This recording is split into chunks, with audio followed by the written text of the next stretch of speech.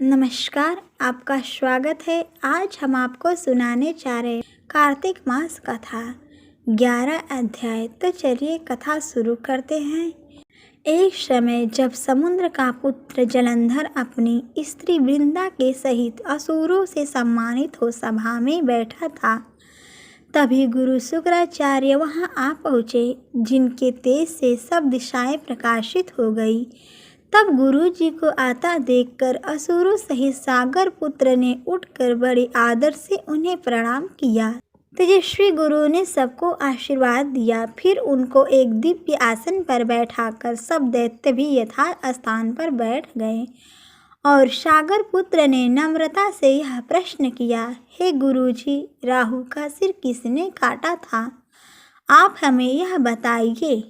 इस पर शुक्राचार्य जी ने विरोचन पुत्र हरिकश्यप और उसके धर्मात्मा पौत्र का परिचय देकर देवताओं और असुरों द्वारा समुद्र मंथन की संक्षेप से सब कथा कहकर बतलाया कि जब समुद्र से अमृत निकला तो उसे देवरूप बनाकर राहु भी पीने बैठ गया। इस पर इंद्र के पक्षपाती भगवान विष्णु ने राहु का सिर काट डाला। यह सुनने के साथ ही जलंधर के नेत्र लाल हो गए।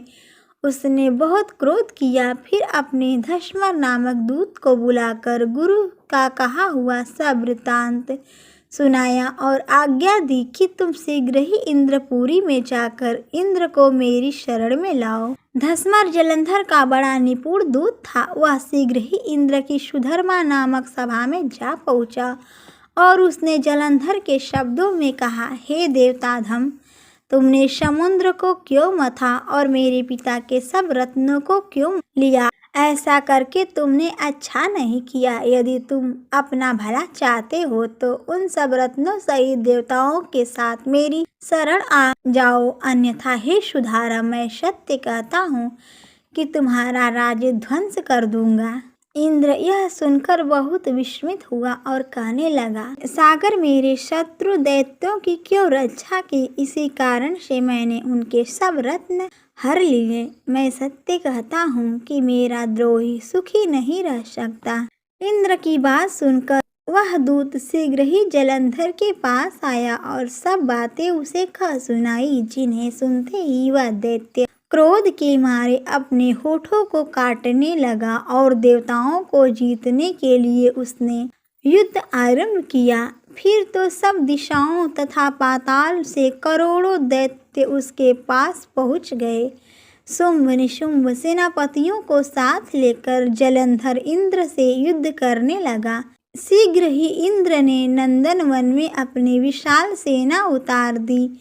वीरों की शंख ध्वनि और घोर गर्जन से इंद्रपुरी गूंज उठी। अमरावती छोड़ देवता उनसे युद्ध करने चले। भयानक मार काट हुई। दोनों पक्षों के आचार्य अपने अपने मृतकों को जिलाने लगे।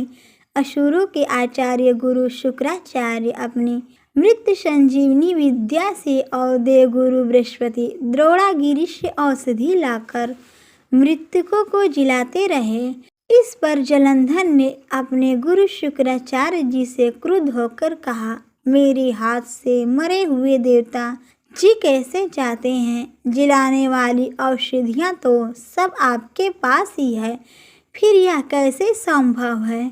इस पर श्री शुक्राचार्य जी ने गुरु श्री बृहस्पति द्वारा द्रोणागिरी से औषधि लाकर देवताओं के जिलाने की बात कही। यह सुनकर जलंधर और भी क्रुद्ध हो गया।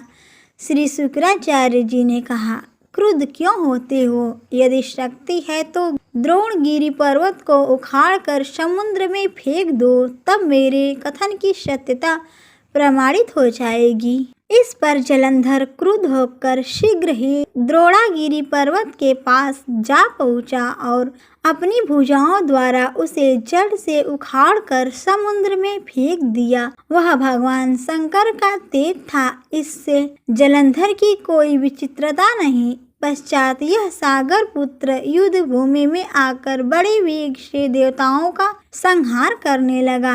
जब गुरु बृहस्पति औषधि लेने के लिए द्रोणागिरी पर्वत पर पहुँचे तो द्रोणागिरी की जगह वहां पर उन्हें सूना मैदान मिला। तब वह भयभीत होकर देवताओं के पास आए और कहा कि युद्ध बंद कर दो, तुम लोग अब जलंधर को नहीं जीत सकोगे। पहले इंद्र ने जो भगवान शंकर का अपमान किया था, यह उसी का फल है। यह सुनकर देवता युद्ध की आशा त्याग अत्यंत ही व्याकुल हो इधर उधर भाग निकले। सिंधुसुत निर्भय होकर अमरावती में प्रविष्ट हो गया। इंद्र आदि सब देवताओं ने गुफाओं में शरण ली। प्रेम से बोलो भगवान कृष्ण की जय।